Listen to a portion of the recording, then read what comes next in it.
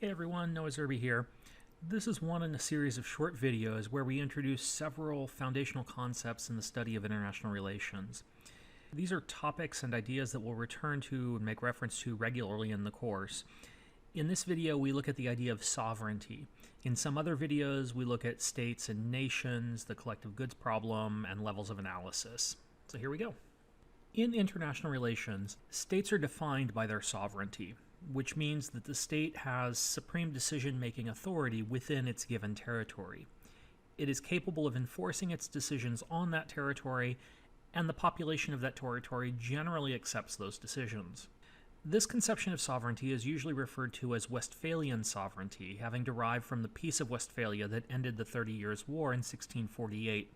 We're going to talk about that in more detail next week. The idea of sovereignty is central to the concept of statehood. Indeed, the Charter of the United Nations affirms the sovereign equality of states and maintains that, quote, nothing should authorize intervention in matters which are essentially within the domestic jurisdiction of any state, end quote. This effectively means that sovereignty shields the domestic affairs of any state from external intervention, or at least that's what some states claim. This point is quite contested today. Seen from this light, sovereignty might be thought of as having both an external and an internal dimension. Internally, sovereignty addresses two related questions. First, do the people view the state as sovereign? That is, do the people accept rule by the government? Note that this does not necessarily mean that the state is democratic or even just. Many states rely on military and police apparatus to enforce decisions on the people. Thus, we might think of this as people accepting or acquiescing to the rule of the state. Secondly, does the state have the capacity to deliver the political goods? That is a state able to provide the services normally associated with the state? Can it build and maintain infrastructure, deliver social services, maintain law and order, and do all the things that we normally associate with statehood? To the extent that it can, that state is said to have sovereignty. Externally, other states must also recognize the right of that state to rule over its territory. This recognition is most frequently represented through membership in the United Nations or diplomatic recognition between states.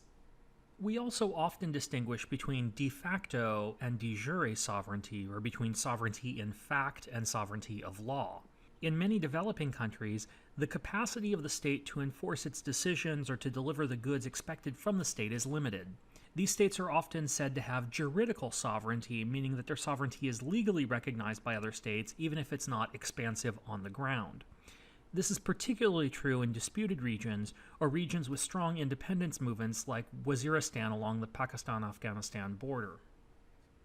This distinction between de facto and de jure sovereignty is made clear through an example: Somalia. Somalia is a country along the eastern coast of Africa. It makes up the Horn of Africa.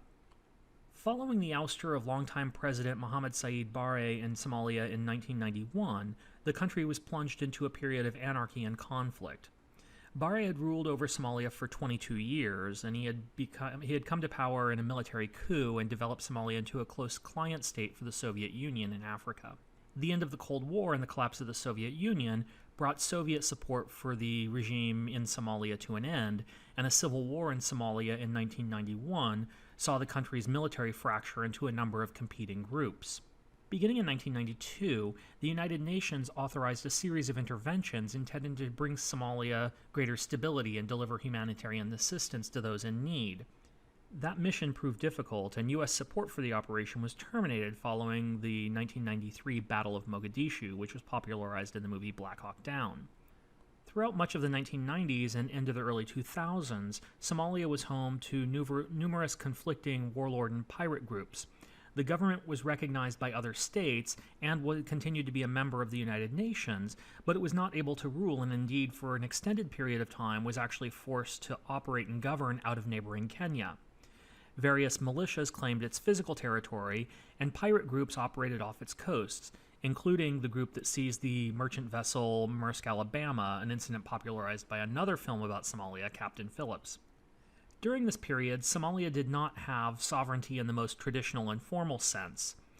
But in a legal sense, the right of the government to make legally binding decisions over the territory of Somalia was still recognized by other states, even if that government was operating from another country and could not enforce its decisions on the ground in Somalia.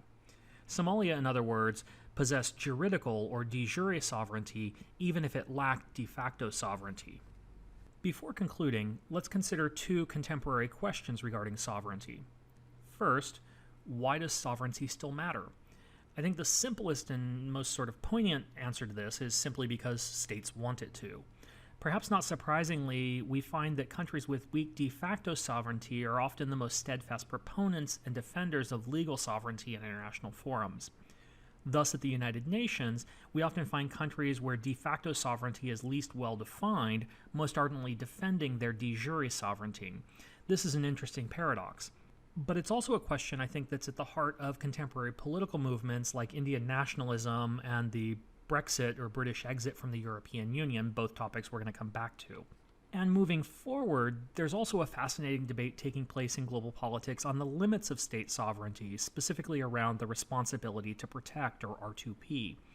Briefly, again, as we'll return to this later in the course, the R2P doctrine holds that when a state is unable or unwilling to protect its population against war crimes or crimes against humanity, other states have a moral and indeed a legal responsibility to do so.